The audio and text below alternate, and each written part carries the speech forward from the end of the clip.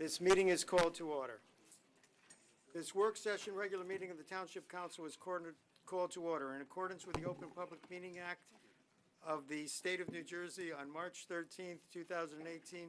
Adequate notice of this work session, regular meeting was provided as required by law. Shall all stand for the Pledge of Allegiance, followed by invocation by Councilman Persad. Pledge allegiance to the flag of the United States. Hold it 1 second. I'm sorry. Can we have a Girl Scout lead us in the Pledge of Allegiance? There we go. First hand up. Go ahead. To the flag of the United States of America and to the republic for which it stands, one nation, under God, indivisible, with liberty and justice for all. Could all remain standing? Mr. Prasad will read the invocation. O God, the Creator and Redeemer of all the faithful, hear our supplications, and through thy infinite love and mercy, graciously grant us the strength and power in our thoughts and decisions to be for the benefit of all people at all times. Amen. Amen. Madam Master Clerk, please call the roll. Councilman Chase, Councilwoman Francois. Here. Councilman Galtieri. Here.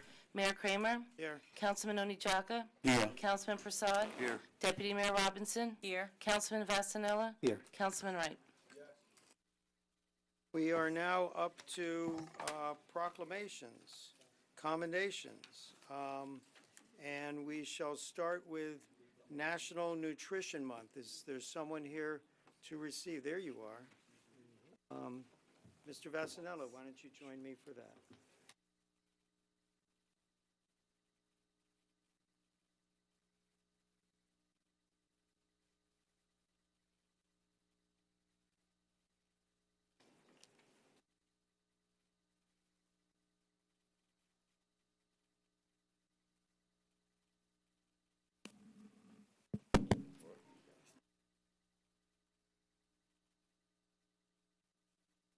I'm seeing this.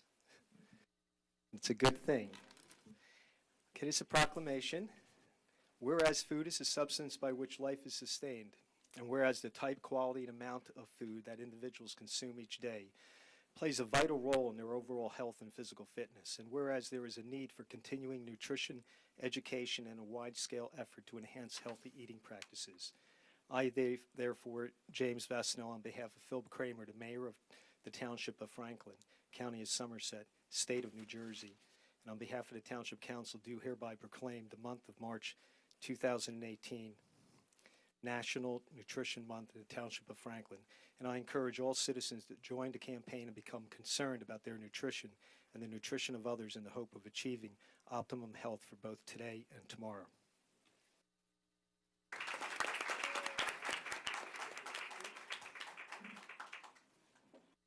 Hi, I'm Marissa. I don't know if everyone has met me. I'm the dietitian over at the ShopRite of Somerset. We offer free nutrition services over at the ShopRite of Somerset. So we do community events. I've worked with a bunch of community organizations. And we do free consults as well. So there's lots of ways to get involved and to improve your health. So if you would like, just call or reach out to me. You can call the ShopRite phone number and just if you have any questions. Thank you.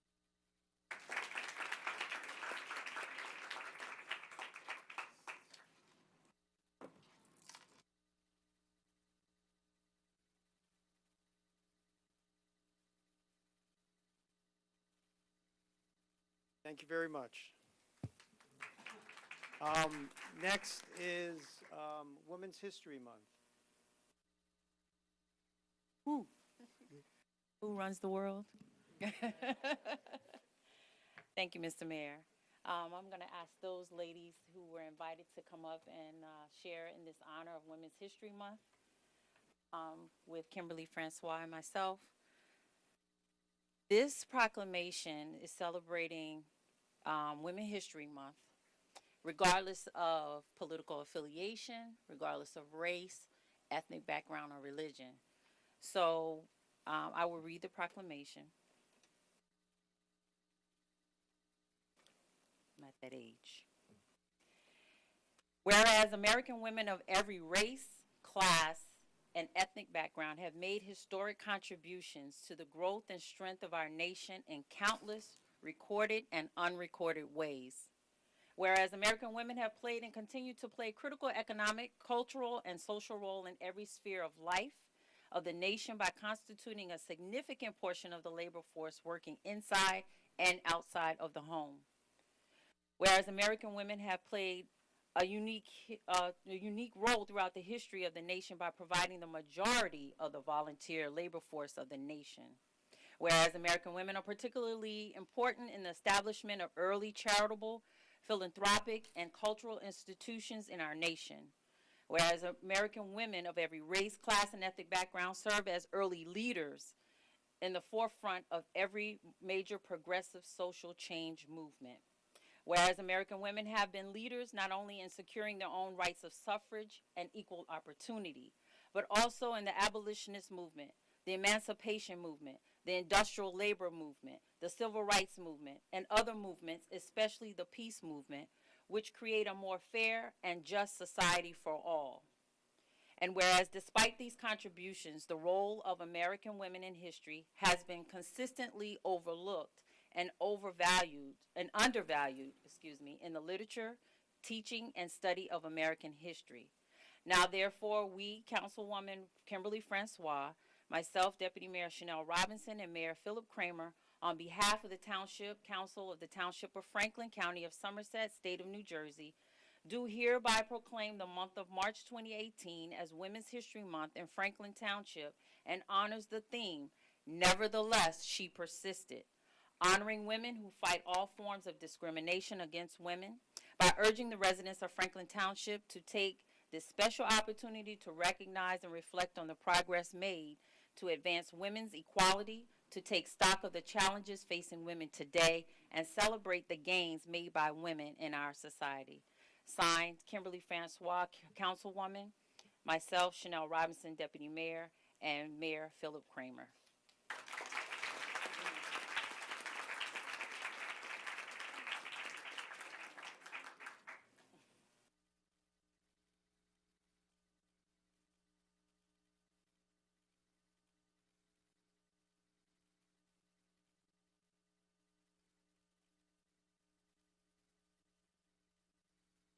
Have the Girl Scouts here. I wanted to read the proclamation in its entirety, and I think it's important for you all to see that there are women leaders in your township right here. This is just only a small sampling of who we are and what we do in Franklin Township, and one day maybe you too will be standing here or be considered a leader in Franklin Township, not only in Girl Scouts but beyond. So thank you.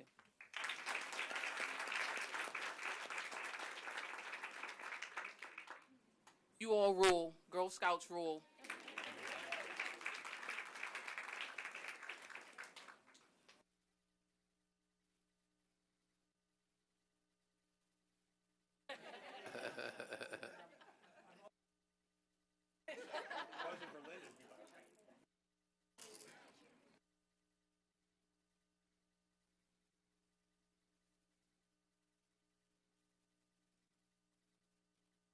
So now it's the Girl Scouts week. So would Girl Scouts please stand and come forward?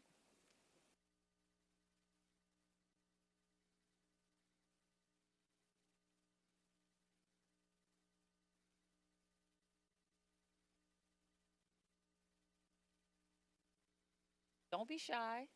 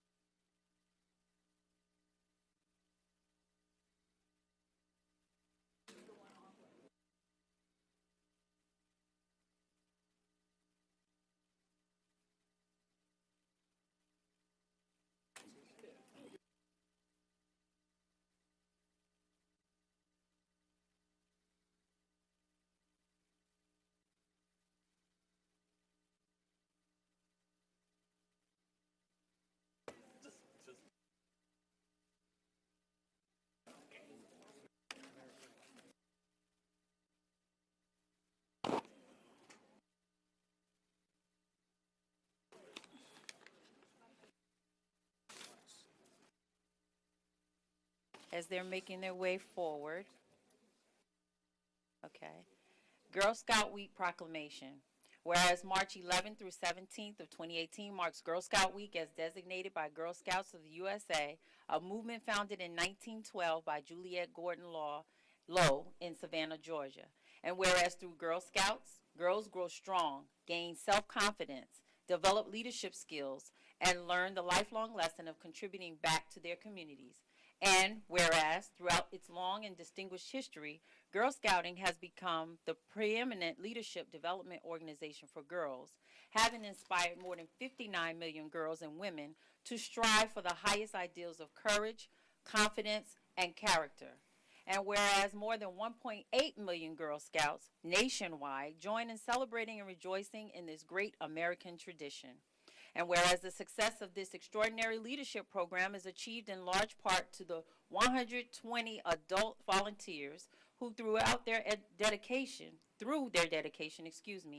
time and talent, lead 241 girls in grades K through 12 in the Township of Franklin. And whereas the Girl Scout Gold Award is the highest honor in Girl Scouting, which requires in grades 9 through 12 to make a measurable and sustainable difference in their community, assess a need and design a solution, find the resources and support to make it happen, complete the project, and also inspire others to sustain it. And whereas prior to achieving the Gold Award, many Franklin Girl Scouts have achieved Bronze Award, which can be earned by girls in 4th through 5th grades, and the Silver Award, which can be earned by girls in 6th through 8th grades. And whereas the projects that our Franklin Girl Scouts have undertaken to achieve these awards have made a lasting impact on our community. And now therefore be it resolved that Philip Kramer, Mayor of the Township of Franklin, Somerset County, New Jersey, on behalf of the Township Council, do hereby proclaim March 11th through 17th, 2018 as Girl Scout Week in the Township of Franklin, and call upon all citizens of the Township of Franklin to recognize and support the contributions made by Girl Scouts and adult volunteers toward improving the quality of life in our community. Signed on this day by Philip Kramer, Mayor. Congratulations, ladies. And in remembrance of my brownie days and Girl Scout days, just indulge for a moment. Let's say the Girl Scout honor before those who come make speeches. Ready? Who's going to lead? On my honor, I will try to serve God and my country and to all people at all times and live by the Girl Scout law. Congratulations. You're the seniors that won the Gold Award? Deputy Mayor, so much for your warm welcome, and Mayor and all Town Council, thank you so much. I'm Lori Glynn. I'm the Volunteer Service Unit Manager for Service Unit 67 here in Franklin. We have a very thriving Girl Scout, as you can see from here. We have daisies through seniors and ambassadors. We have a very active adult volunteers that lead these girls. We couldn't do it without them, and I want to thank them as well and give them a big round of applause. Many of them are here. And tonight you see about 30 girls from Franklin that have done some amazing achievements over this past year, and it represents over 1,000 hours of service collectively in all of their various projects, working together in larger groups at younger levels to earn their Bronze Award, in smaller groups as they graduate up towards the Silver, and then the highest honor you can receive as a Gold Award is 80 hours of service and preparation and work and leadership demonstration on their own as individuals right before they head off to college. So we are so proud tonight to have 4 girls here that have won the Gold Award, and I'd like each of them to come up and just be recognized. They've been Girl Scouts that you could share with us, but I'm sure it's been many, many years that they've been out and about in the community helping. Girl Scouts are always there for whatever you might need. So we appreciate the support certainly from the township in all of the various ways, and I'm excited to hear these 4 girls and their amazing projects that they've done for the community.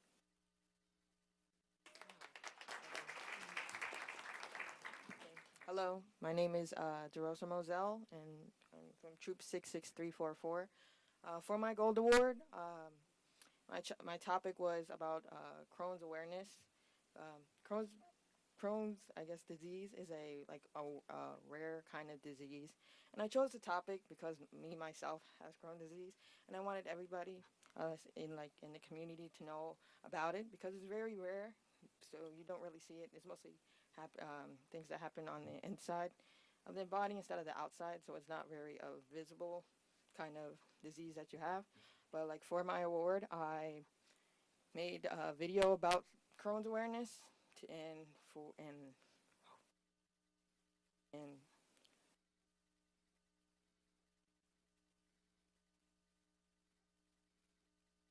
I had one of my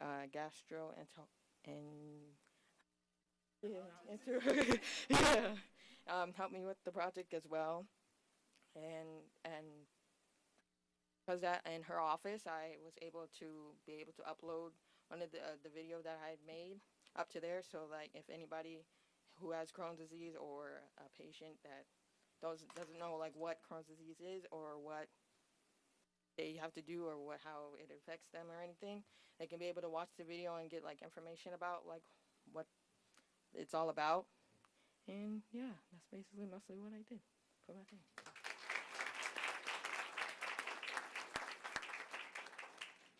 Hi, my name is Lauren Rackley. I'm a part of Troop 66344.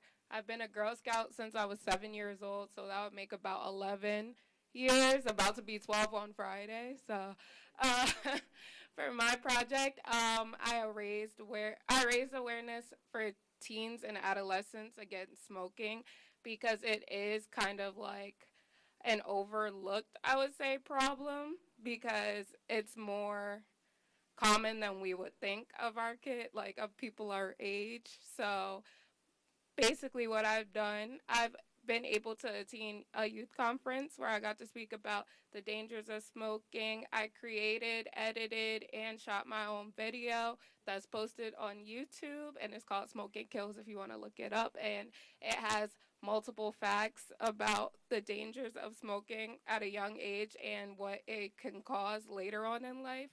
I've also been able to visit schools and speak about the dangers of smoking, and I've also taken polls around the community just to get a gauge on how much it affects teens around us. So, yeah, I hope my work paid off. Thank you. Hi, everybody. How are you guys? Well, my name is Kiana Smith. I'm currently a freshman at Dickinson College, and last summer I completed my Gold Award. And my Gold Award was called Arts in the Community. I've danced since I was 2 years old, and I've also been a daisy as well. And I wanted to bring awareness and bring the joy that dance brought to my life. So with that said, I had a 3, maybe 4-week program with kids at the New Brunswick Apartments summer program, and we danced all the time, and we enjoyed it. And I was good to get the kids working out, but also enjoying the arts as well. So that's what I did. Thank you. Good evening, I'm Kiera Smith, her twin, and I too got my Gold Award. My project was mainly focused on raising awareness about Alzheimer's to the children of caretakers because me and my sister both have our grandmother who's an Alzheimer's patient, and no one gave us like a guidebook to how the whole process would work. And I found that a lot of kids aren't open to speaking about things that happen at the home, so I made it my mission to start having open dialogues about that. So in 4 different Parker Care facilities, I increased this dialogue with the help of social workers to help the kids feel more comfortable with the situation as well as being more prepared for the future, if that makes sense. And it was a really fun process. Although we had a small group of people, I feel like the impact has no bounds. And hopefully in college, I'll maybe be able to potentially keep the program going or make it go on more of a national level. So we'll see.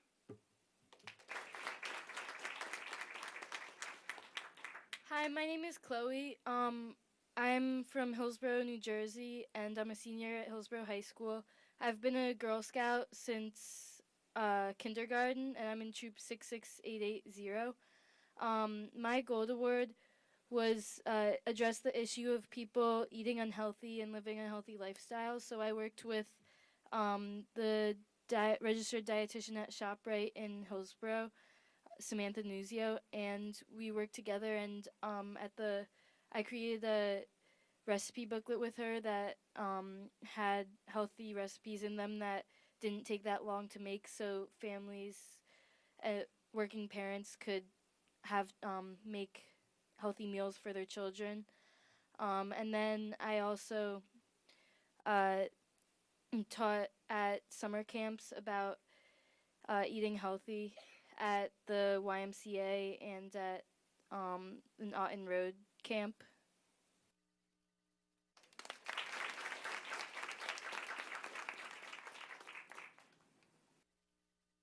Hi, my name is Madison Whiting. I am a senior at the high school, and I guess I just wanted to preface this by saying one of my biggest passions, in addition to Girl Scouts, is theater arts, performing. I do all the plays, and from my experience with that, I've been able to see how much it's taught me and the value it's brought to my life. So I knew that for my Gold Award, I wanted to share that impact with others. So what I did is I partnered with a local school within the community specifically for students with special needs. It could be verbal, social, mental. They cater to it all. And I ran a week-long summer camp with the school and got these kids to act and perform because I found it was the best way they could express emotions and their thoughts and their creativity in like a safe space where there was really no limits, because I knew that is what theater has done for me, and I just wanted to spread that with my Gold Award, and I thank this organization for allowing me the chance to do that.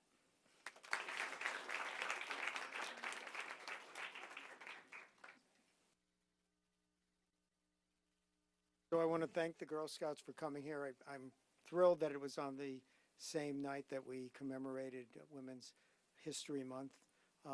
So those who have made it can see those who are about to make it. I have had the honor of being the mentor of a woman obtaining her Gold Award, and it's an impressive thing. It's an impressive thing for someone of that age to have that organization and that drive. And of course, it's impressive how they've worked with their parents who have instilled in them this kind of drive. So those Gold Awards go to more than one person. It goes to them and to their parents, and then to the community that has brought them up and raised them there. So I know Gold Award recipients need to look back and realize that they got there on the shoulders of others, and that they are part of the community, and they need to give back to the community. These are powerful people who will go far in life, and it is a very rewarding thing to be mayor of a community that has this many Gold Awards. So my applause go out to them.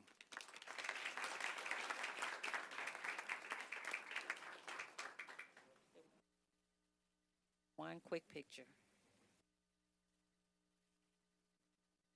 Come up front, please.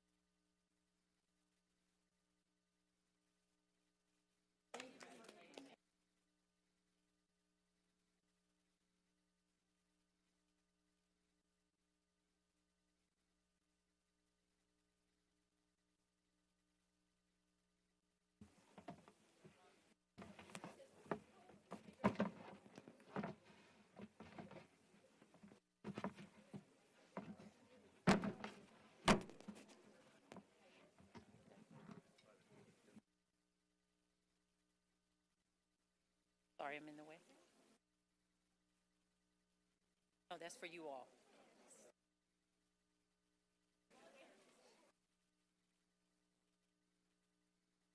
Okay.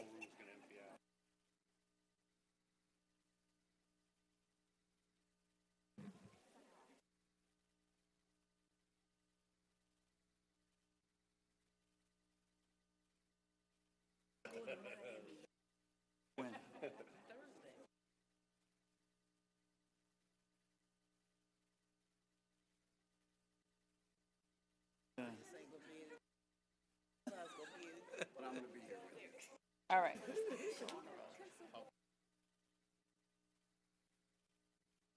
Thank you.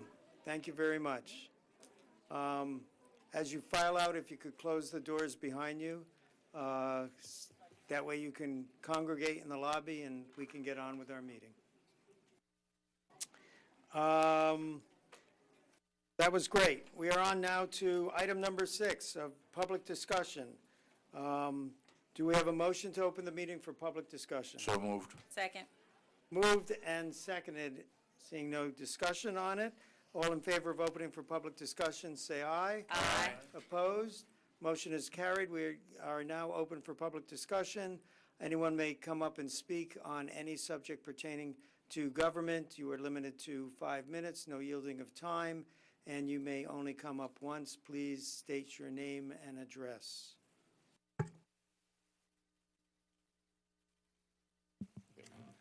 Good evening. Richard Seaman, 34 Rue Chagall. And I won't take a lot of time. I just wanted to come up. There are 3 items I just wanted to touch on.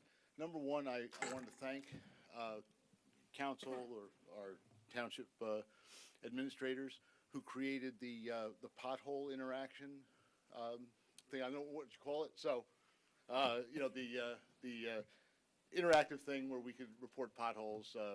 Myself and some folks on my block took advantage of it, and they came out and filled the potholes the other day, so I do appreciate that. And I hope that more folks in the community find out about it and reach out, because I know, you know, the people that realize there's a pothole are the ones that drive over it every day. And it's very easy for the folks that work for us to not necessarily see it. So that's a good thing. Secondly, I would like to ask again, last spring, I asked if we could make my neighborhood over at Rue Chagall a bit of a priority with crack sealing. I guess that development is 10, 12 years old, and there are horrible cracks that are literally 2 and 3 inches wide, and there's easily 5 or 6 dozen of them. The road is about 0.8 of a mile long, so it's a lot. I realize crack sealing can get expensive, but, you know, if we don't do something in a couple of years, you'll be ripping the whole road out and repaving it. So I would ask that there be some consideration for that. I know it's only one road out of the whole township. The last thing I wanted to speak about, I read an article online about the youth center that was discussed, I guess, was it 1 or 2 meetings ago? And I think it's a wonderful thing for the township. I know it's something that folks in the township have been talking about for years. I just did want to come up and just say one thing. As a professional civil engineer, I did want to just express concern with regard to the area and the location that was talked about. Only because, you know, a facility such as that, and I don't know what all is going to go inside it, what programs can be run, et cetera, but it will be a traffic magnet. And, you know, the neighborhood is a residential neighborhood for some, you know, for some aspects of it. There are children, there are families. There is the opportunity for additional traffic. And depending on what programs are offered there, it could be traffic at, you know, 7 to 7:30 in the morning, traffic at 4 to 6 at night. I don't know, because I don't know that detail. It wasn't on the online article. But I would just express that, that council consider that enhanced traffic that may come through, items such as traffic calming items, you know, extending sidewalks at the end of blocks to funnel cars, slows them down. Sometimes that works better than speed bumps. And also to please consider the excess traffic that will come down the side streets that access the neighborhood, not just the street that the facility's on, because the traffic to get to that street will come down other streets. And, you know, again, my only comment is just simply for safety. I hope that the facility's built. I hope it's successful, but I also don't want it to have an unintended consequence on the neighborhood. Okay? Thank you. Good night. Thank you. Thank you. Anyone else wishing to speak? Come right up.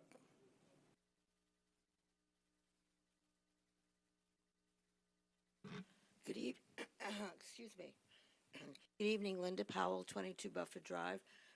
First of all, I'd like to thank our Township Manager, Bob Vornlocker, for his submission to the Federal Energy Regulatory Commission asking for a health assessment of the impact that a compressor station would have in our town. I think this is really important because we know that there's tons of different pollutants that would be coming out of this compressor station and a lot of the health effects. So we're asking for a health impact statement, and I appreciate that. Also, I'd like to thank our Mayor, Phil Kramer, and our former Councilwoman, Rosalind Sherman, for their involvement with helping the task force and bringing the attention, hopefully, to the governor and other people in the state.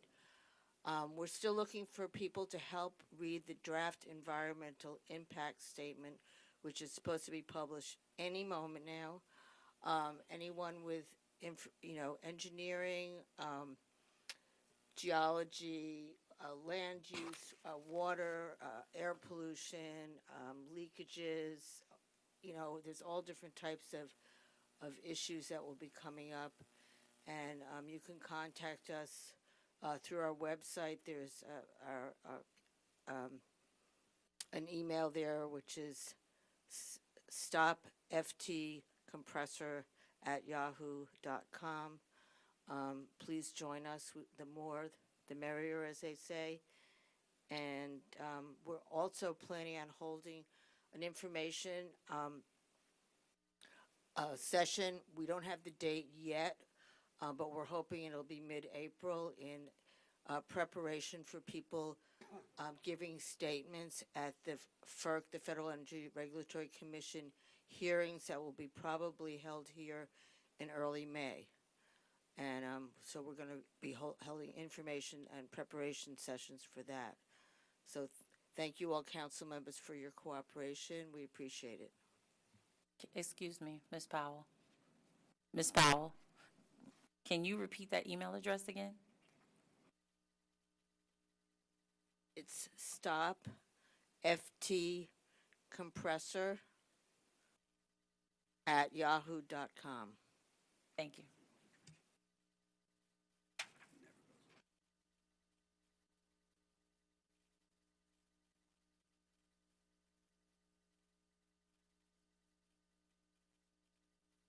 Cy Phillips at Rupert Drive, Somerset, New Jersey. Mayor Kramer, Deputy Mayor Robinson, Councilman Prasad, thank you for your supportive comments. Sharing your thoughts with me regarding the topic of immigration at the council meeting on Tuesday, February 13th.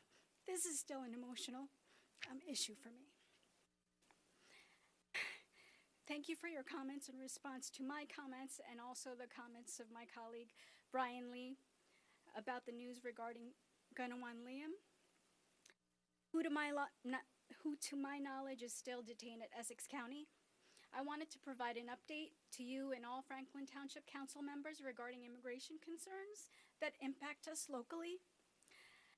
From the website speakupnewjersey.org, it stated this morning when I checked last, 1 month, 2 weeks, 1 day, 23 hours and 21 minutes.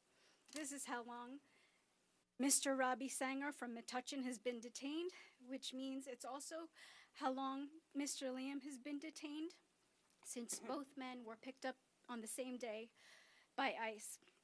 My understanding is that Robbie Sanger and Gunawan Liam are both friends, are both fathers, and still both detained at Essex County Jail, separated unnecessarily from their families, including their U.S. citizen children. An update regarding DACA, or Deferred Action for Childhood Arrivals. Earlier this month, on March 5th, was supposed to be the deadline for Congress to pass a legislative solution for approximately 700,000 Dreamers after an unnecessary and cruel rescission of DACA. Since then, 2 federal judges, one in California and one in New York, have issued injunctions temporarily blocking the administration from ending the program. While March 5th is no longer a firm deadline, the need for a permanent solution for Dreamers is as strong as ever. I just want to thank you for your continued interest and concern. That's all I have regarding updates on immigration for now. Just a last note of interest for you, that your neighbor council members in Piscataway tonight are also having conversations about fair and welcoming policies in their community, and I look to you to be open to the same. Thank you. Thank you. Cy, if you could get us that, whatever their resolution is, that would be very helpful. If they pass a resolution, please send it to me. Anyone else wishing to speak? Tibbs.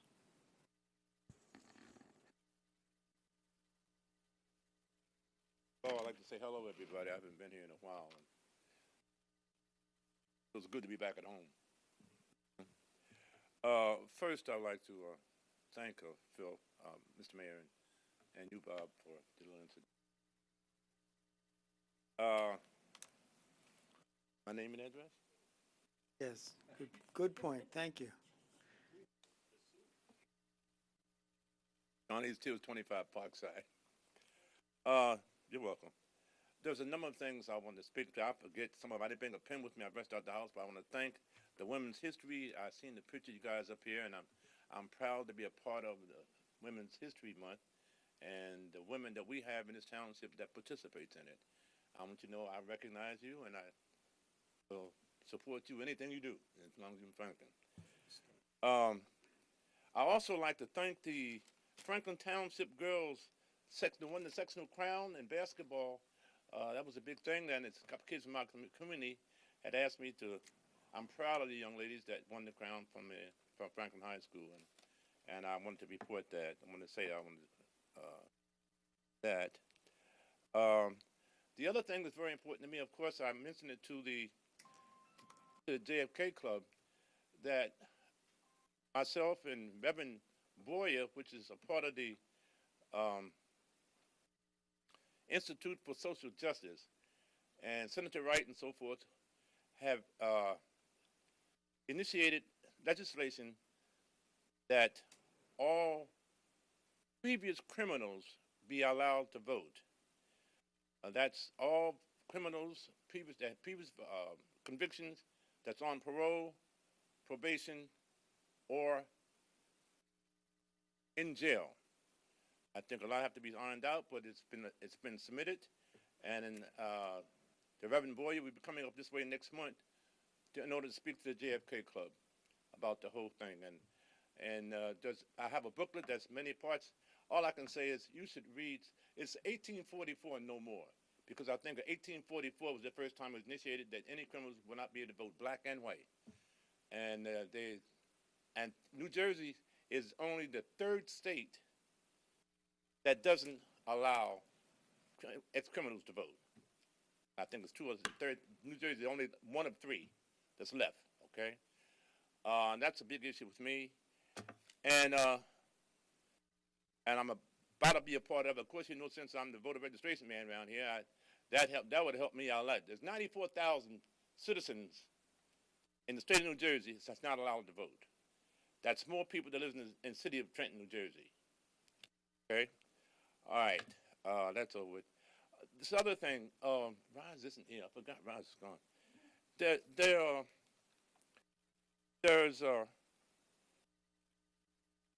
We have a housing authority, don't we? We have a housing authority, and I'm wondering why I don't want to read the whole article, but a number of cities in our area in New Jersey received over $2 million worth of grants that was given to housing authority, and the composition of how the grants was given, I don't want to read the whole the latest words about it. I don't have my glasses, But I was wondering why that we wasn't submitting no grants for all this money that they're giving to all the cities in New Jersey. I know we're eligible for anything they got. And I was wondering, I think about RISE all the time because I think RISE initiated the fact that the town should be looking at grants to perhaps subsidize some of the money that we spend for services here in Franklin Township. And I would hope somebody from the housing authority or some in town be able to be aware of the grants that's available in whichever department that we intend to be with. Okay. I think that is it. I think that was all I had to say. And Mr. Mayor, I support this play for pay ordinance. Ordinance 122, is that it? 422-18? Is that what we were talking about last? Yes. And I do 4223. support your efforts, sir, in whichever way you decide that you should word it. Since I understand we will be legally okay. That's all I had to say. Thank you very much.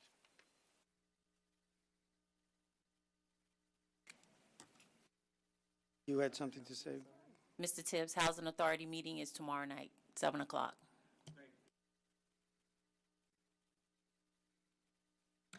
Good evening, Council and Mayor. My name is Junior Romero. I'm at 100 Bayard Street in New Brunswick.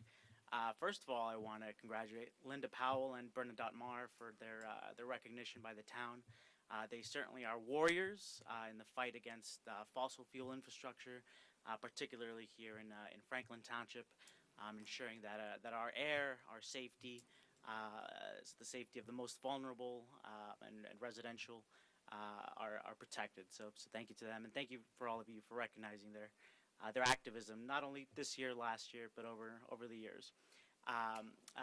You probably know today I'm talking about the Off Fossil Fuels campaign that us and a coalition of 50 other groups in New Jersey are part of, and urging towns to pass resolutions supporting getting New Jersey off of fossil fuels. My generation, the millennial generation, maybe some of y'all are millennials as well, 75% of us understand the science behind climate change. We understand that it's human caused. It's a shift from other generations, probably the most progressive generation regarding climate change and fossil fuels impact on the climate. And I'm very confident that we can have change in my generation's lifetime. But unfortunately, it's not going to be up to my generation to change it. It's going to be up to the current generations, folks that are in power. Most are over 40s. I am under 40, but most in power are over 40, whether it's in the local level, at the state elected level, or at the federal level. East Brunswick, I wanted to share, just passed an off fossil fuels resolution that I'll be sure to email y'all so we can save some paper. What was the other town? Glassboro. Glassboro is a city in Senate President Steve Sweeney's district. Just passed an off fossil fuels resolution, joining Atlantic City. Princeton, I believe, is joining next. Red Bank in Monmouth County is about to pass one. Basically, what the resolution says is town will urge the state and do everything in their power to fight fossil fuel infrastructure projects. And I know y'all are already doing that, at least regarding fossil fuel infrastructure and transitioning towards cleaner cars and cleaner transportation. And in New Jersey, there's actually state legislation, S1405, A1823. I think there's 4 Senate sponsors and 2 Assembly sponsors right now. It was just introduced. It would increase the renewable portfolio standards of New Jersey. It would mandate that utilities purchase 100% of their electricity from renewable energy. Unfortunately, we know the governor will sign monumental renewable legislation, but it's up to the legislature ultimately to give him a bill. So really, I wanted to ask the council to consider passing an off fossil fuels resolution, as a few of the other towns have, and joining 50, 60 plus actually elected officials, including most of y'all here, who have signed the off fossil fuels pledge. Lastly, thank you again for your continued partnership in fighting the compressor station. I'm sure the task force is keeping you very well updated on the fight. The next month, 2 months, is going to be a big fight with the DIS coming out, and we are communicating with other towns along the pipeline route, Oldsbridge Township, Keyport, trying to get the residents and even some of the council members up there who haven't been too involved in the fight as this council has, more engaged. So just thank you very much for that. Appreciate it. Thank you. Anyone else wishing to speak? Mayor, seeing no one come forward, a motion to close the public portion of the meeting. Seconded. Moved and seconded, seeing no discussion. All in favor of closing the public portion, say aye. Aye. Opposed? Motion is carried. Public portion is closed. We are now on to council comments. Councilman Gillettiere. Thank you, Mr. Mayor. Real briefly, I wish the Girl Scouts had stayed around a little more, but got to see some of their badges. I mean, first off, congratulations to all of them that have worked so hard, but got to see some of their badges, and one that stood out is the STEM badges, the exposure that they're getting to the science, technology, engineering, math fields. And I hope that a lot of them do pursue it, because it's definitely coming from the background of it. It's definitely an interesting multitude of fields that they can pursue. So it's great that they get the exposure early on. Okay, so the only committee meeting that I've had so far, unfortunately, we had to cancel admin, was my favorite, sewage authority. 2 items that I just want to bring up from that. The first is we have started recording our meetings, and they're available on, you said the township web? On the township website. And they're on TV. And on our local municipal television station. So you can now, if you want to sit through those meetings and enjoy watching them, they're available for your viewing. The second item is over the next couple months, probably the next 10 months now, the Foxwood Drive area is going to be going through some rehabilitation work just to ensure that we have a properly functioning system over there. The reason I raised that is I know that it has been repaved. We have spoken with the municipality. We will not be ripping up any roads. It is a mandated project, though, but we will be ensuring that we are not damaging the newly refinished roads. So, and the authority is working closely with the municipality on that. The last item that I just want to raise is this is actually one of my favorite times of year. It's tournament time, and it's tournament time for the high schools. So congratulations to the Franklin girls basketball team on their win. And also it's tournament time for college. We had a college student here even tonight who must have been on spring break probably, but please just enjoy responsibly is all I will say, but have fun over the next couple of weeks, and I will be trying to watch the games in between everything else going on. But Mr. Mayor, that's all that I have for tonight. Thank you, Councilman. Councilman Charles Onlychaka. Okay, Mayor, thank you. I was pleased with the way the township responded to the last snow. The 2 days was terrific, Mayor. And I use this privilege to thank the mayor and the council, most especially the mayor, who was on the odd issue, making phone calls or coordinating with the utility, power utility, boards, and conference calls. In fact, within that period, I have the privilege to go to my ward, to walk around my ward, travel around my ward.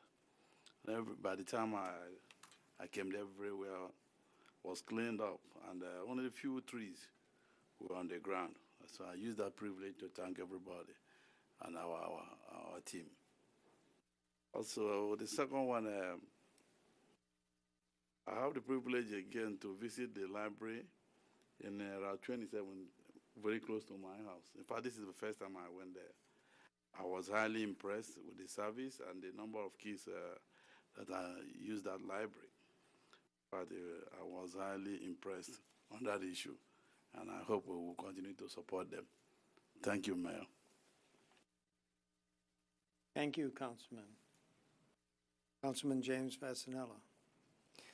Yes, congratulations, Linda Burnett, Girl Scouts, which are gone now, but represent tomorrow's leaders. I'm sure it'll be up here taking on causes, perhaps similar, hopefully not the same ones we're dealing with now, but in the same spirit of being conscious and protective of your community.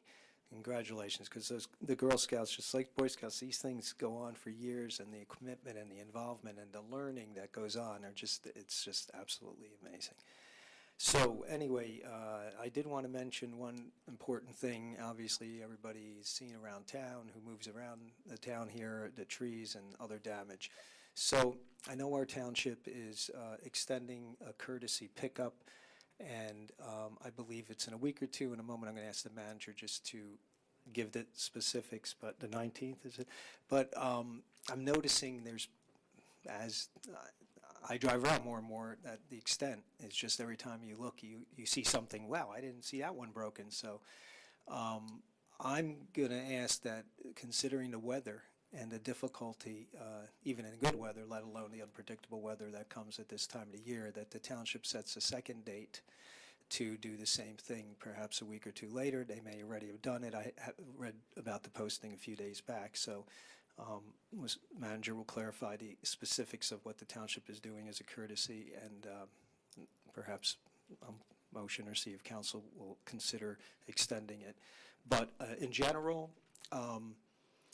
if you are going out there, I'm not an expert, but cut at things you think may possibly fall again, or that you know were dead from last year, because as beautiful as trees are, and I support everything we do in this town, especially the Shade Trees Commission's work and everything else we do, but trees in a way are the unfortunate enemy of densely populated areas and roadways, where it's just a matter of time, regardless of what you think is the cause of the changing weather patterns.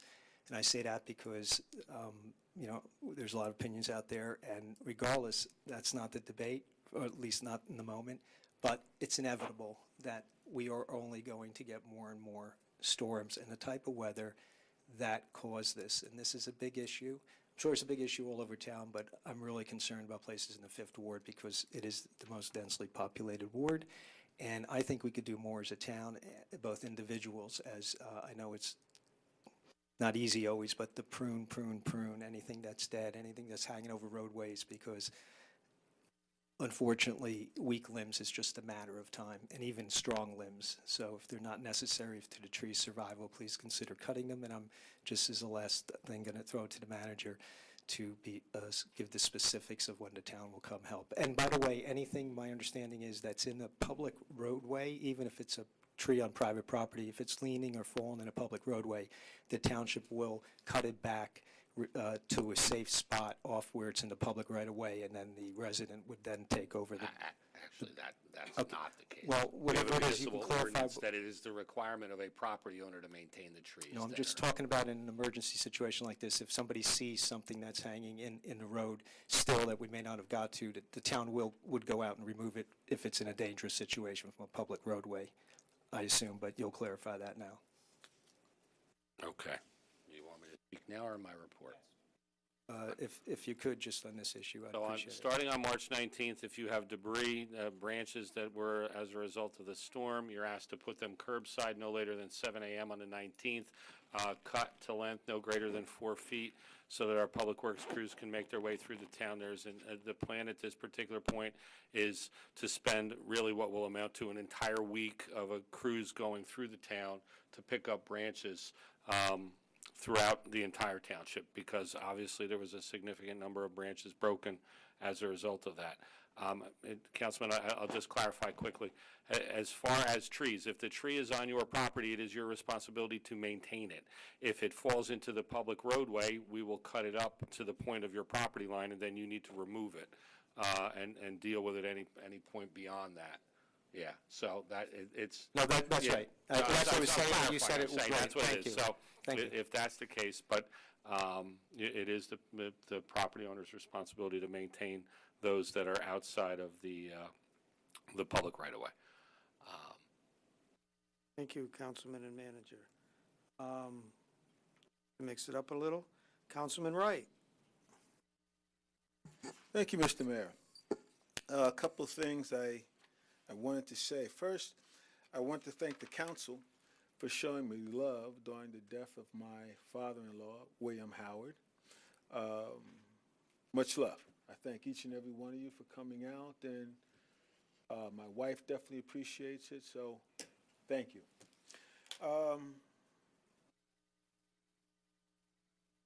Moving down here, okay. Mr. Seaman, I want to thank you for raising the concern about the parking issue around that new project we're building. Also, the traffic issue. I think that when I raised it the last time, I wanted to make sure that the council looked at it, but I know Councilwoman at Large, Ms. Francois, who stepped out, I believe, she's working to fix that problem to make sure that the residents are happy about the traffic flow and how we're going to park the cars. So that's one thing I brought up, and we're going to look definitely at that issue. But thank you. Our next is a situation that I've been fighting with myself, the residents, and Mr. Voinlock, because we've gone back and forth, but I appreciate his thought and his knowledge on this issue. Speed humps and bumps in town. That's a big issue, and I want to put that to bed. That's something that we shouldn't go down the road with. It stops the emergency equipment. It digs up the streets that you are paying for. So that type of situation, given what we're spending, and the plowing of the streets, I kind of want to move to what I think is the next step. And what I did was I went to the National Association of City Transportation Officials, and what they have, if you give me a minute, are what they call speed cushions, or in other words, speed lumps, and I want to read you something. Speed cushions or speed lumps are either speed humps or speed bumps, speed tables that include wheel cutouts to allow large vehicles to pass unaffected while reducing passenger car speeds. They can offset the flow of unimpeded traffic. Where am I? They allow unimpeded passage of emergency vehicles and are typically used on key emergency response routes. They should be used with caution, though. However, when people drive down and they look for cutouts on the lumps, thereby going around the effect of having calm traffic, which would reduce speed. That's a whole lot to understand there. I didn't understand it for a while, but what I want to do is that whole lump, I just want to throw to the Public Safety Committee, and they can do whatever they need to do to look at, to come back and tell us X, Y, and Z. How that works, if it works. Definitely the manager is going to weigh in on this. The police will weigh in on this. I may have not spoken correctly because it's all jumbled up on my little telephone here. But that is something that I need to look at for my residents, and I'm more sure Mr. Vassanella would chime in here also, because we are congested. We have a lot of cars on our streets, and the movement of those cars, speeding cars down the road, I think we need to look at once again to solve that problem. My parking issue, as the township manager says, that's something that really can't be accomplished, because it's a public street and everyone gets to park on that street. I even went down and said, well, could we get a zone parking or something of that nature? Still wouldn't help, because if I had zone parking, I had to put a zone around an area, and if they live in that area, they can park there. So zone parking is definitely out. Ward parking is out. I don't know what to tell you, ladies and gentlemen. I will, again, exhaust any and all possibilities with the township manager. But right now, Mr. Voinlocker, is that where we're going with that? With the speed humps, people? Oh, no, actually the parking issue. the discussions that you and I had related to permit parking and, on particular streets, and that can be pursued, but of course, it doesn't mean that your neighbor can't park in front of your house. Right, right, there we go. Those who have permission to park on a public street can park anywhere on that public street. And I know that the concerns that were voiced to you dealt with people who felt that their neighbors shouldn't park in front of their house. That's correct. Unfortunately, there is no way to regulate that. We don't have assigned parking on public streets. So that is correct. So you heard it from the big guy himself. No parking's not going to work. The next thing on my list, and this is a big issue. I love the educational system here in Franklin Township. I love the charter schools in Franklin Township. I love everything we do in Franklin Township, from Rutgers Prep on down the line. And I want to say we've been remiss in some things that we have done, because some of you watch the Board of Education channel and some of you don't. Some of you just watch us. And you never know the bright things that people are doing in this town. Whether it's from the Model UN, whether it's for the robotics program, whether it's from athletics, whatever they do, I think we should highlight, because it lets you know what they're doing and how they're doing it. So I can't do it now, but I will get together with my colleagues. I need 5 people to open a meeting. And somewhere down the line, I would like 5 council members to come in early, and it has to be noticed, to come in. We can recognize everybody at that time and catch up on the student athletes and the scholars we have in Franklin Township. And I think that's important, because that keeps you in Franklin aware of where your tax dollars are being spent. So that's one thing I would like to do.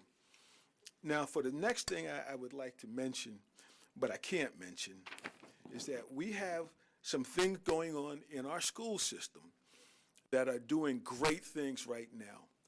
And I'm more than sure that if they keep on going, everything will be fine. I can't mention the name, I can't mention what they're doing, but I want to say they should take care of business. And I hope the next meeting I can come here and tell you they took care of business. That's the best I can do. Councilwoman at large Chanel is laughing at me. I know the mayor's going to giggle at me in his fine and beautiful way, but that's the best I can do. Thank you very much. Thank you, Councilman Wright. This is as beautiful as I get. Councilman Chase.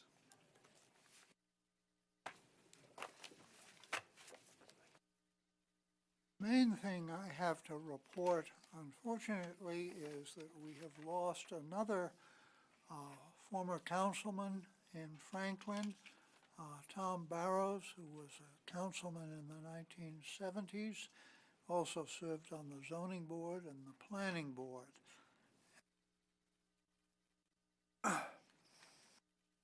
And I remember him particularly for his strong support before he was on the council, when the Trap Rock Quarry wanted to expand on the other side of Route 518, right in the direction of my house. And we had a strong group of opponents of that who ultimately persuaded the freeholders not to move Route 518. And that's really when I got to know Tom and appreciate his hard work for the township. So, but he died on February 25th. Well, there's no local services. I was trying to remember what happened at the Land Use Committee meeting, which is 13 days ago, and usually Councilman Wright reports, but he wasn't there because of his family situation. And usually Mark Healy gives us minutes, but he wasn't there. One thing I do remember is we'll be adding one lot in Griggstown to the sewer service area. Its septic system has failed, and the health officer tells us that the soil is such that they can't put a new septic system anywhere. They should connect up to the sewer system, which will be easy enough. It runs right in front and runs close by on Leif Erikson Avenue. This is just up Bunker Hill from Leif Erikson. But it's a 6-acre lot and a 6-acre zoning. And we will be asking for a conservation easement on the back half of the property to ensure that this property cannot be further subsidized on the argument that, well, it's on the sewer line now, because the sewer line from Griggstown was designed to serve only those parts which had been developed in small lots. And so it covers the Northville and Sunset Hill sections, but no more, except when there's a specific single lot that has a specific need, we can add one lot, but no developments. So I congratulate the girls' basketball team on their overwhelming victory in the state finals, and now I guess they go on to the series between the division champions, which they also won last year, and we trust they'll win this year. So thank you, Mr. Mayor. Thank you, Councilman Chase. Councilman Prasad. Thank you, Mr. Mayor. There was no Community Foundation meeting, and Human Relations met and had the BOE president as their guest speaker, and had a good meeting with her, and are ready, willing, and able to support her in any efforts that she might have. And land use, Councilman Chase has already reported on that. Admin, we had no meeting, and the compressor task force did a pretty eloquent job of telling us to be ready for the health impact statement from the FERC, and being ready to make comments and respond to it. So kudos for the snow removal. Great job done by everybody. We need more of the nutrition consciousness, and we have people that can help us be more healthy eaters. Girl Scouts, congratulations to them. And Women's History Month, none of us would be here without a woman. So let's recognize that fact, and we owe it all to them.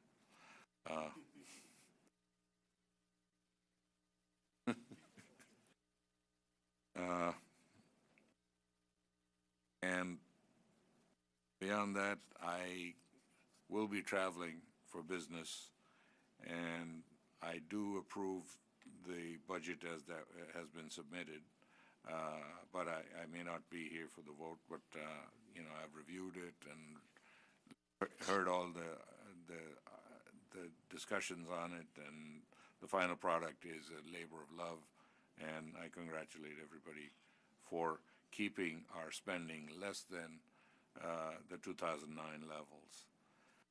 I will be going to Sri Lanka, to the town of Marissa, where we're trying to do a sister city agreement, and meet with the people there to find out what they would like to do.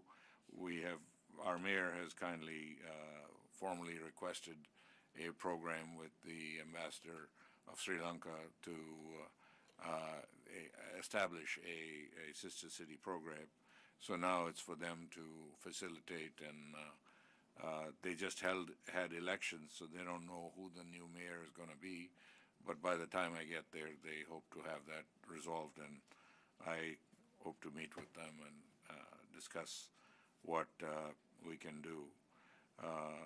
Councilman Chase had a great idea that we should try and recognize and honor Colonel Henry Alcott, who was a New Jerseyan and founded the Theosophical Society and also prevailed upon the British to allow the Sri Lankans to have their own Buddhist schools and maintain their heritage.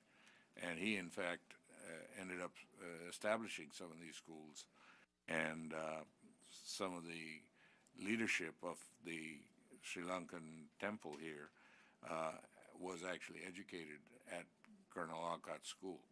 So it is something that we can be proud of from New Jersey. And our congratulations to the girls basketball team. We fully expect them to win the Tournament of Champions, especially with everybody on the council cheering them on. So with that, stay safe and healthy, and hope to see you soon. Thank you. Thank you, Councilman Prasad. Deputy Mayor Chanel Robinson. Thank you, Mr. Mayor. Due to the weather, some of my committee meetings were canceled. But I do want to thank everyone who was involved with snow removal and plowing. It was a Herculean effort by all involved. I just want to encourage the public, when there is a state of emergency, that's serious. Don't try and venture out, because when you get stuck, you and 1,500 other people have the same bright idea that impedes the progress from snow removal, PSC&G getting to the areas where there are lines that are down. I know everybody's patience is being tried, and they want to get their power back on, and they want their snow removed expeditiously. However, keep in mind, there's nothing we as a township can do or Public Works can do if there is a power line down until PSE&G arrives on the scene to disconnect the power from that area. It would be detrimental to all involved. So just keep in mind, we don't control PSE&G. I applaud the efforts of everyone that was involved in staying in contact with PSE&G. They actually had a couple of conference calls for the surrounding areas, including our township and within our county. And thank you, Mr. Mayor, for keeping everyone abreast on social media, as well as emails to the rest of council and the acting township manager and the township manager as well. I would like to have discussions, or let's talk about, from an emergency management perspective, maybe having recording messages periodically.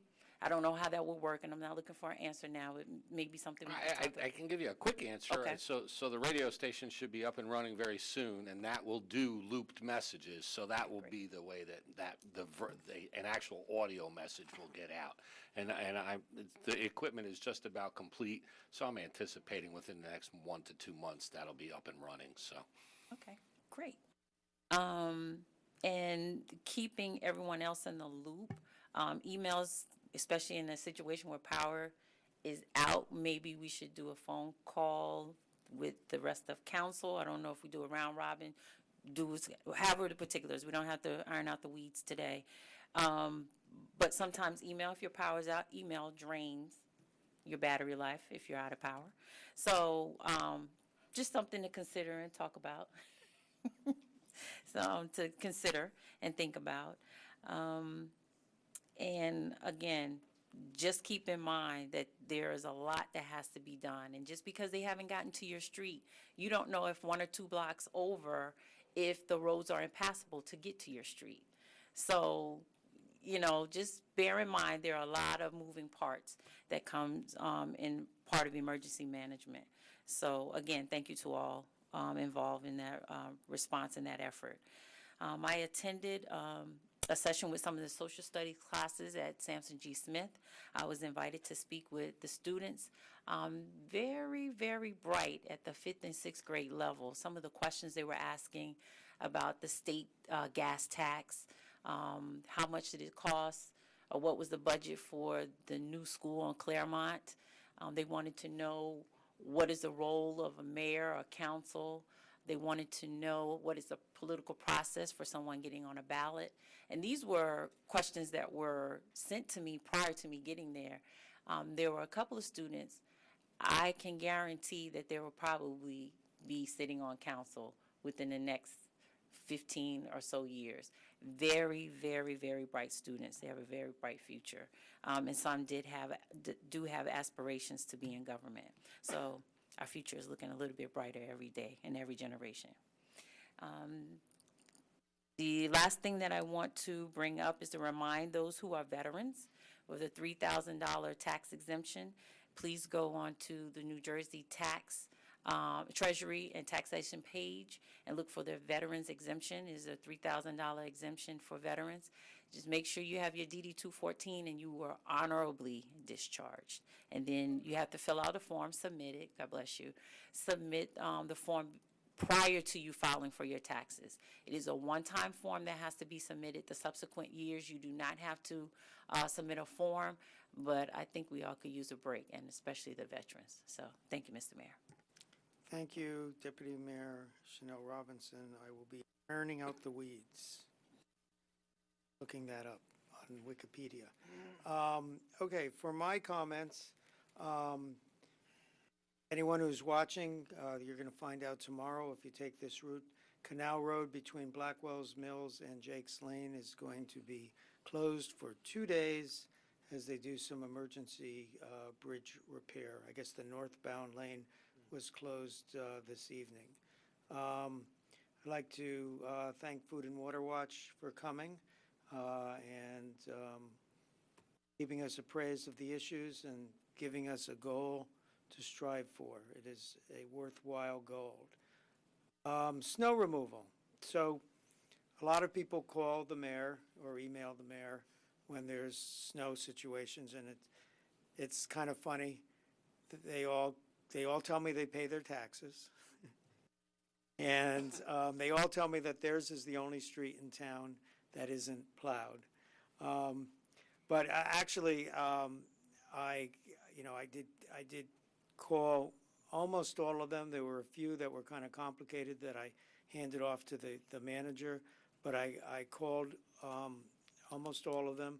And, they were all, once you talk to them, were all very calm, very understanding. When they realized the situation, they understood and they were patient. And they just kind of wanted to know that someone knew that their street wasn't plowed yet. And I made sure that Public Works knew through the manager and that the police knew of wires down, et cetera. Actually, at the end of it, I turned to my wife and I said, it really is a privilege to serve, because I got to help these people in some small way. I mean, sometimes they ask me things I couldn't help with. PSE&G is more power than any mayor will ever have, but it was actually quite rewarding. And so people should feel free to call me. One of these two plaques is my number. Email me when they have these issues or any other issues. Do not send me messages on Facebook. I do not check Facebook enough for that to be a timely way to get to me. The snow itself, I think we did a generally good job. It was frustrating. It was heavy snow. It was wet snow. The crews worked very hard. We had some problems with cul-de-sacs, and the administration is going to get together and figure out a better way to handle the cul-de-sacs and get them cleared in a little bit faster. But in general, as frustrating as it was, I think we did as good as a job as we could. William Howard, an amazing man, first African-American mayor of the town. I stand on his shoulders. And if you read the list of accomplishments, really quite amazing. You are welcome. This Friday or Saturday, I better figure out which one it is. I think it's Saturday. I will be performing my 200th wedding, and I will call the person in advance, or the couple in advance, who will be having that, and I'll see if they'll allow the press to be there. And 200 weddings means $10,000 has gone to the animal shelter. Thank you. I went to the Black Caucus Scholarship Dinner, very rewarding. I understand it was sold out. Very rewarding, very moving. And today, prior to the governor giving his budget address, thank you, he called a mayor's conference mayors and other officials, telephone conference. So I was in a conference called by the governor, me and 500 other people. And his wife spoke, and a staff member spoke whose name I probably should know and probably will learn in the future. But the main points that were covered were, the main points to me anyway, were there will be an increase in the property tax write-off on New Jersey taxes, at least this is what he's proposing. The legislature has to pass it, from a maximum of $10,000 to a maximum of $15,000. So that'll offset what the federal government has done to us, limiting to $10,000. There will be 3 times, it was a little unclear, different numbers came out. I got that they're triple the funding for NJ Transit. But at another point, they said it was up by 154%, so I'm not quite sure if I got those numbers right. There will be $2 billion going to transportation capital. And as far as education, there's going to be an initiative that will take 2 or 3 or even 4 years to complete. But this year, no district will get less money than they got last year, and 94% will get more money than they got last year. And now finally, the women's basketball team. You know, I am Franklin's least accomplished sports fanatic in town. I do not like sports, but I do like watching them. It's very exciting.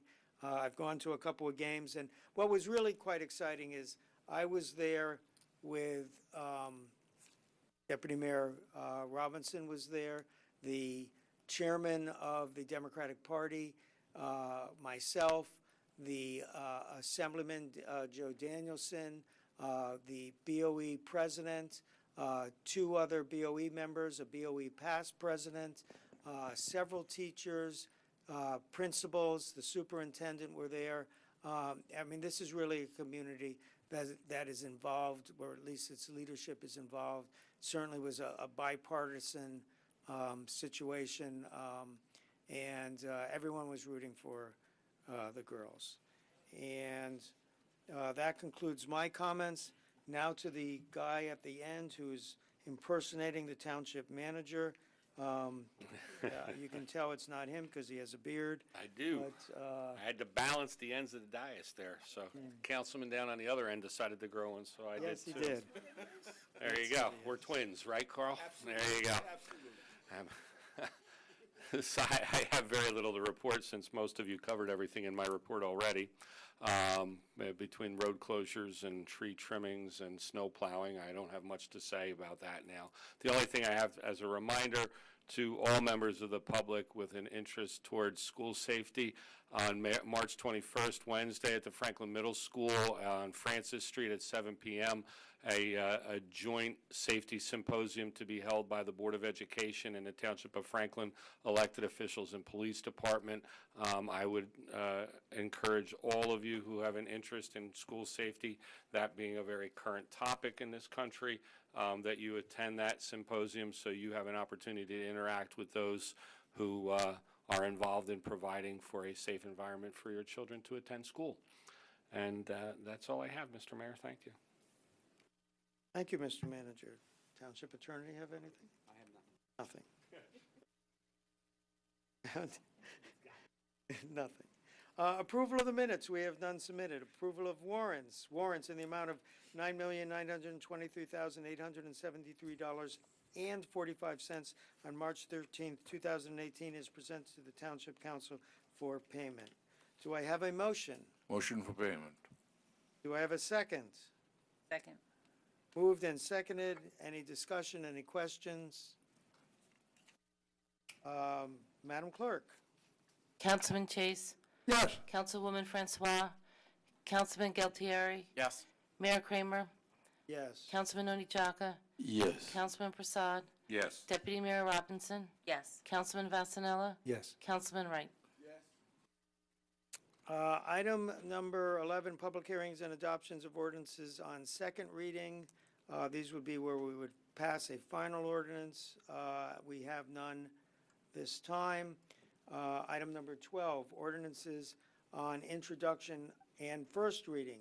We have ordinance 4222, 18, an ordinance amending the municipal code of the Township of Franklin, more particularly Chapter 54, political contributions, repealing Article 1, prohibition of awarding contracts to certain contributors, sections 54-1 through 54-5, and adopting NJSA 1944A-1, how do you say that?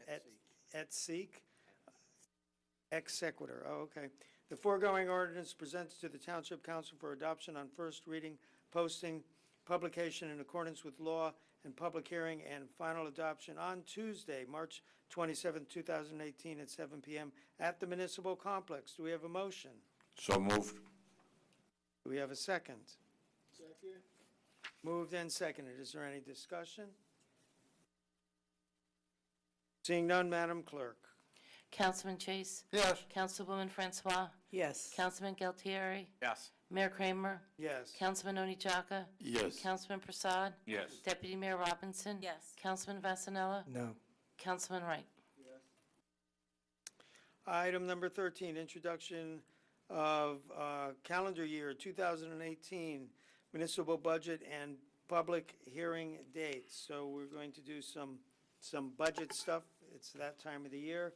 Ordinance 4223-18, an ordinance to exceed the municipal budget appropriation limits and to establish a cap bank NJSA 40A 4-45.14, calendar year 2018. The foregoing ordinance is presented to the Township Council for adoption on first reading, posting, publication in accordance with law, and public hearing and final adoption on Tuesday, March 27th, 2018 at 7 p.m. at the Municipal Complex.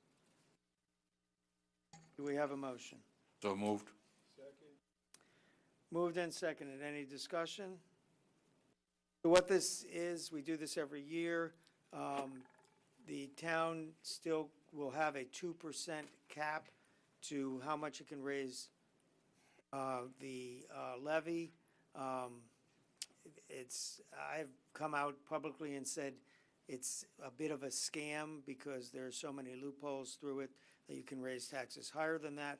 And this is actually one of those loopholes, that if we only raise taxes, let's say we raise taxes 0% this year, then next year we can say, hey, we didn't raise taxes last year, so we can raise them more than the 2% in the following year.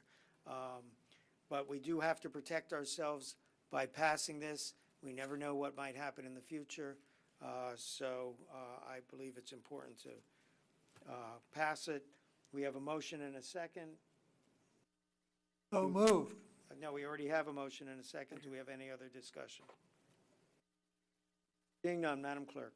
Councilman Chase. Yes. Councilwoman Francois. Yes. Councilman Galtieri. Yes. Mayor Kramer. Yes. Councilman Oni Chaka. Yes. Councilman Prasad. Yes. Deputy Mayor Robinson. Yes. Councilman Vasanella. Yes. Councilman Wright. Yes. Thank you. Did you have a correction? No. Oh, okay. Okay, the next is the budget. We're about to introduce the budget. Resolution 18-89, introduction of calendar year 2018 municipal budget and set public hearing is presented to the Township Council for adoption. Do we have a motion? So moved. Second. Motion and a second. So I'm going to read a statement that will outline the budget in essence, and then the manager will read an official statement, which he is required to read, because it's the manager's budget that he is presenting to us.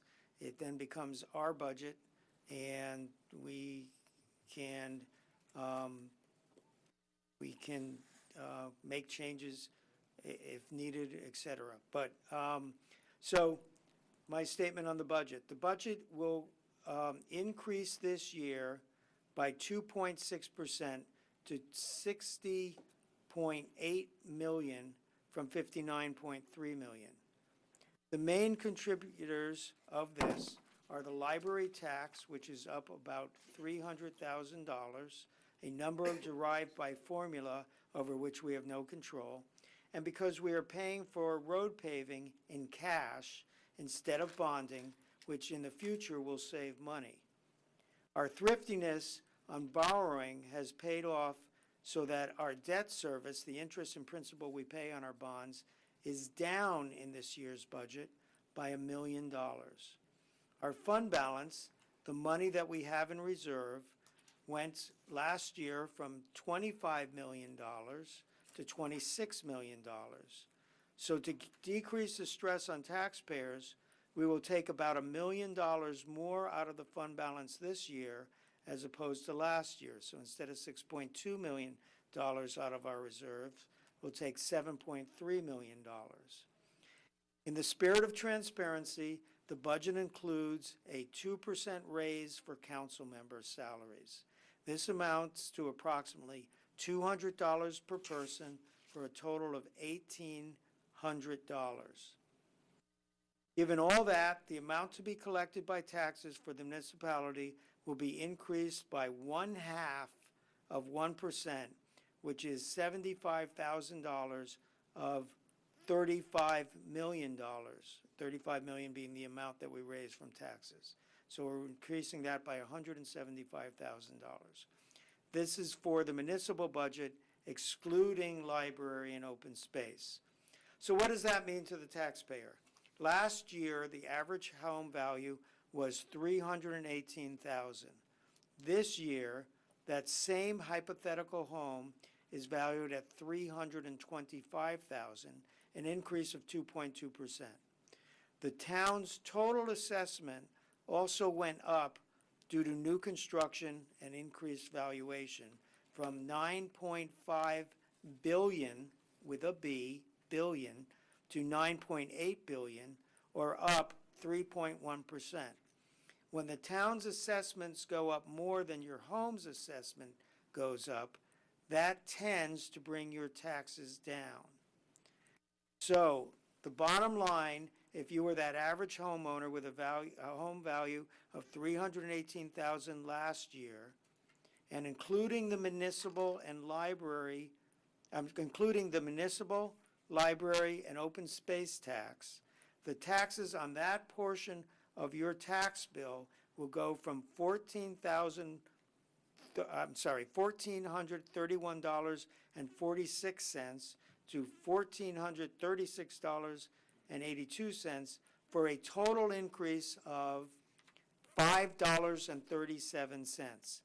If you were to take out the library and open space tax, over which we have no control, the municipal tax alone went down, or will go down, if this budget is passed, by $6.85. A lot of numbers, kind of complicated, but that is where what we are intending to do with taxes as the introduced budget. Now, Mr. Manager, if you could read your official statement. So yes, so you'll get to hear a lot of the same things the mayor just said again, and this will be the official one. So Mayor and Council, The proposed calendar year 2018 budget is submitted with an increase in the amount to be raised by municipal taxes of only 0.5%, or $174,809. A decrease in the municipal portion of the tax rate of 1 cent from 0.368 per $100 of assessed value to 0.358 of per $100 of assessed value. With the increase in township assessed valuations, the municipal tax on the average home has gone down $6.85, or 0.49%. However, you will notice that due to the library tax increase of 9.42%, which the mayor mentioned previously was as a formula-driven statutory calculation, the total tax on the average home, municipal library and open space, has increased $5.37, or 0.37%. The calendar year 2018 municipal tax reduction has been achieved despite a flat projection on revenues, but helped by the negotiating of a $0 increase in group health insurance and utilizing an extra $1 million of fund balance, which we expect to regenerate during the budget year. The calendar year 2018 budget continues to demonstrate the township's prioritization of improved efficiency and effectiveness, careful spending, and also working towards providing increased services, responsiveness, and convenience for our residents, businesses, and property owners. Budget summary. As the accompanying budget summary schedule indicates, and you all have it attached to this statement in your folders, the proposed calendar year 2018 municipal budget is $60,855,068 versus $59,306,412 in 2017, a difference of $1,548,656. The major components of the increase are an additional $1,146,359 in cash capital improvements to a total of $2,726,987, to include $2.5 million in township road resurfacing, an increase of $290,049 in previously mentioned state-mandated library support, a net of $119,415 increase in operating expenses to include operating plus debt service. During the past 5 years, since calendar year 2013 budget, no coincidence that that's when I began as township manager, so I would mention that. The efficiency efforts have resulted in the annual utilities budget decreasing by $627,000, or a 20.92% reduction in utilities. Many of the planned capital initiatives are designed to increase the annual savings in utilities. As far as assessed valuations, Franklin Township's assessed valuations for 2018 have been set at $9.8 billion. I'll round like the mayor did. This represents an increase of $296 million plus over the 2017 value of $9.5 billion, or a 3.11% increase. An increase in assessed values has a positive impact on the applicable tax rates. Taking the increase in rateables at last year's municipal tax rate, this increase in value amounts to an increase of $1,087,252 in taxation. As a result, in comparing tax rates using the budget as it stands at this point, despite the increase in dollar amount to be raised by taxation, the impact upon the tax rate will be a decrease of 1 cent, or 2.71%. That's my report, Mr. Mayor. Thank you, Mr. Vornlocker. So we have a motion and a second. There's been some discussion. Any other discussion on the introduction of the budget? Can you go back in the beginning of your statement, or in the middle of your statement? You said something about $6 million, and then you mentioned a number of 59,000, but I think you meant 59 million. So the budget, municipal budget is $60,855,068, maybe that's what you heard, versus the previous year's 2017 budget of $59,306,412, for a difference of $1,548,656. That is correct. You initially read it as 59,000, that's why. I just wanted. I wasn't going to say anything, but I will. That was very difficult to read. For those of you up here who know, I had surgery 2 weeks ago for a torn retina and a detached retina in my left eye, and I'm having a very difficult time reading. And I tried very hard. If you notice, I had glasses on, glasses off, but I'm sure that I missed that number at one point. I just didn't want the public or somebody to question. Thank you, Deputy Mayor. I appreciate it. Not a problem.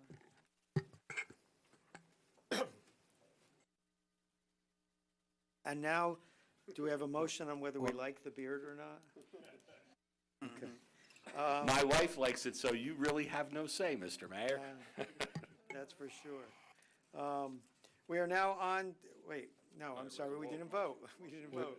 We have a motion and a second, and any other discussion? Yes, Mayor? Yes, sir. So, not positive of all the updates, but going back to the utility section of the budget,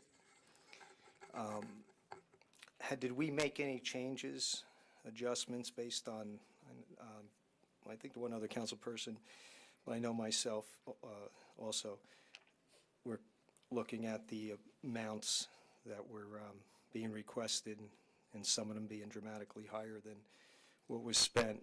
And I know there was some talk about some plan someday of the SE&G energy saving, I don't know, we never got any follow-up, or at least I didn't. But are we still including $300,000 speculation or speculative funding for this PSE&G project that I heard mentioned? Well, This is specific, I mean, I see most of them, get 1 second, Mr. Manager. I see a lot of them still seem budgeted quite a bit higher than we've been consistently using for years.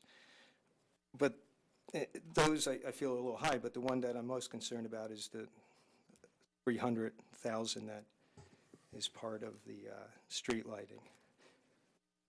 I'm sorry, the 300, you got 1,320,000, where last year you basically used $1 million. Now can I answer? Please. Okay, so no, they were not adjusted. The numbers were what staff reviewed, and there was still outstanding bills on the numbers that you have, so that number is not the end-of-year total. Those numbers won't be in for another month or two before all of the bills are paid, and we need to budget that money in anticipation of additional bills to increase the number that you have on your spreadsheet. So this $1,006,433, you expect to be substantial? There's 2 more months of bills if you do just do the division on the number. I'm just trying to ask a question. I'm answering your question. No. It's at least an additional $100,000 per month, and that no, I know. I don't even need to say it. Absolutely, I know what it is.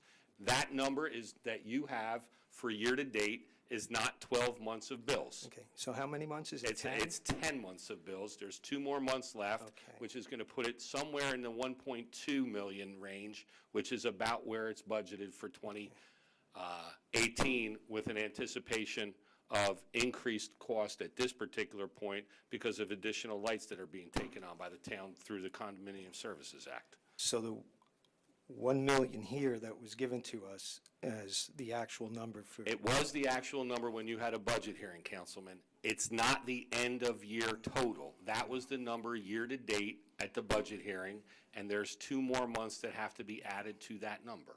Okay, so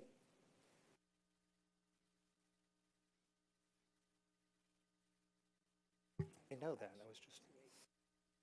I see that. So that's, again, so that's for 10 months. I'm just trying to make sure I understand what you're talking about, because this is a complete different explanation that was given to us a month ago. So it wasn't a complete explanation. What I said was we could utilize the money that was, if there was a number, the number that was budgeted, if there was money that was remaining after the streetlight bills were paid, we could use that towards furthering our efforts to change streetlights to more efficient ones and utilize that money for the costs associated with that as well.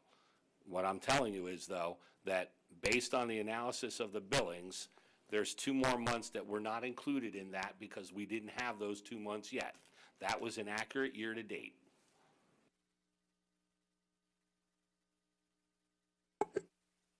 Any other discussion?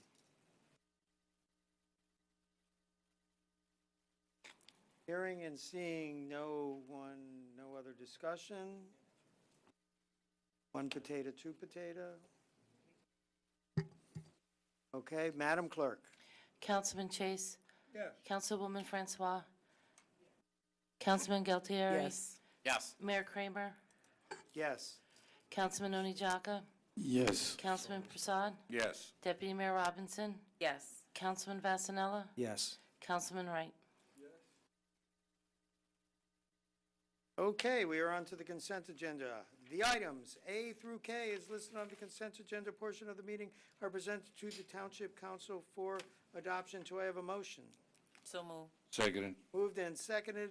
Is there any discussion, or does anyone like to pull an item? Yes, Councilman Wright. It's quiz Well, I time. don't want to pull it. I want to ask the manager, and I decided to name this space Ask the Manager. Dump the chump. And this is number E, Resolution 1894, and it's the award state contract purchase from SHI, I believe. And by the way, they are here in Franklin. They are. So I like that Franklin initiative there. A GPS tracking service, equipment installation and support. It's a 5-year contract. The amount is not to exceed $118,137.73.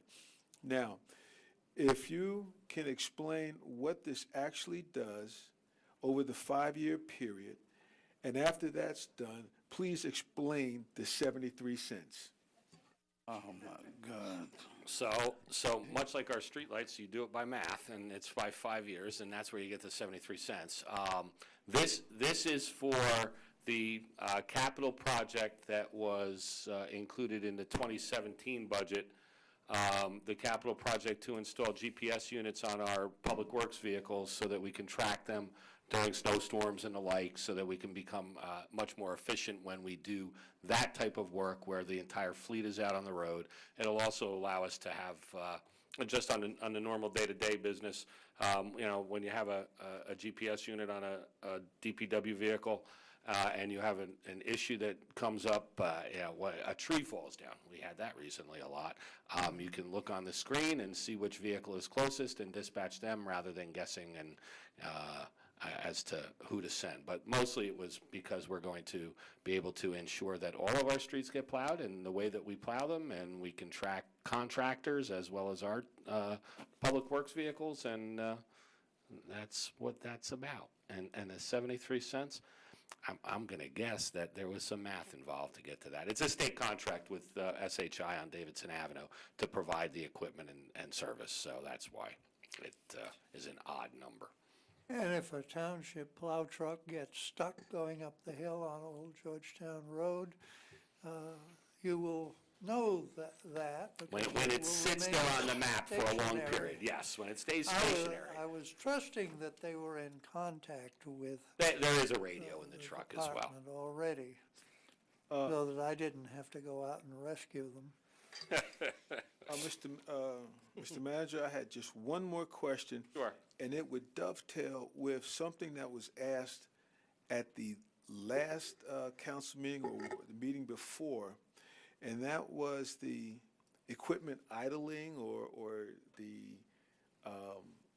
That was at the budget hearing that we talked about equipment idling. Well, I should say idle management equipment.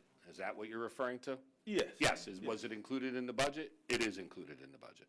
So this would allow us to. So this will allow police cars to be on the side of the road with emergency lights activated and climate control activated and radio on without the engine running. Okay. Yeah. I just want to make sure our residents know how these things operate together. That way they'll know exactly what we're spending their money on and how we're trying to put it together. Thank you, Mr. Township Manager, and thank you for this corner of Ask the Manager. You're welcome. And just as an aside, Mr. Mayor, if anyone is interested in looking at the budget, it's online.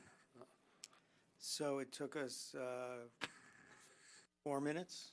I was talking, and so it took us less than 4 minutes. I was told that it was posted at 8:46, so that was 5 minutes ago. So I'm guessing it was posted the moment the last person said yes. Thank you, Justin. He heard you. 20 seconds is what he just texted me. 20 so. seconds. So it's on the website for those that are interested in looking at what this budget is. We'll the do better budget next document. year. Okay, anyone else wish to stump the manager or pull an item or discuss an item? Mayor, one to remove for a separate vote resolution listed as K 18-100. Extension of expiring affordable housing controls for low and moderate income units in certain developments. Okay, so are there anyone else? Seeing none, Madam Clerk, would you please call roll on items A through J? Councilman Chase? Yes. Councilwoman Francois? Yes. Councilman Galtieri? Yes. Mayor Kramer? Yes. Councilman Onijaka? Yes. Councilman Prasad? Yes. Deputy Mayor Robinson? Councilman Vasanella? Yes. Councilman Wright? Yes. And Madam Clerk, would you please call roll on K? We need a move and a second first. So moved. Second. No, the whole consent agenda was moved and seconded. Right. And he moved it to be Okay. voted on All right. separately. We have a motion and a second, I heard. Very good, I've learned. Madam Clerk, call the roll. Councilman Chase? Yes. Councilwoman Francois? Yes. Councilman Galtieri? Yes. Mayor Kramer? Yes. Councilman Onijaka? Yes. Councilman Prasad? Yes. Deputy Mayor Robinson? Yes. Councilman Vasanella? Yes. Councilman Wright? Abstain, I'm sorry, changed my vote to abstain. You got me mixed up with the conversation, thank you. Yeah, okay. All right. We have no resolutions to be voted on separately. Does anyone have any nominations for boards and commission vacancies?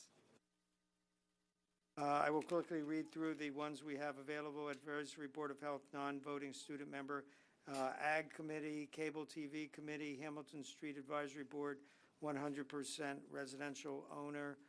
Historic Commission has 3 Class C members, one of which is an alternate, the Local Energy Team, Reardon and Millstone Flood Control Commission, Rent Leveling Board, Senior Citizen Advisory Committee, and Sustainable Jersey Green Team, if anyone is interested. Are there any nominations? No. Seeing none, we have no executive session. Do we have a motion to adjourn? Motion. So moved.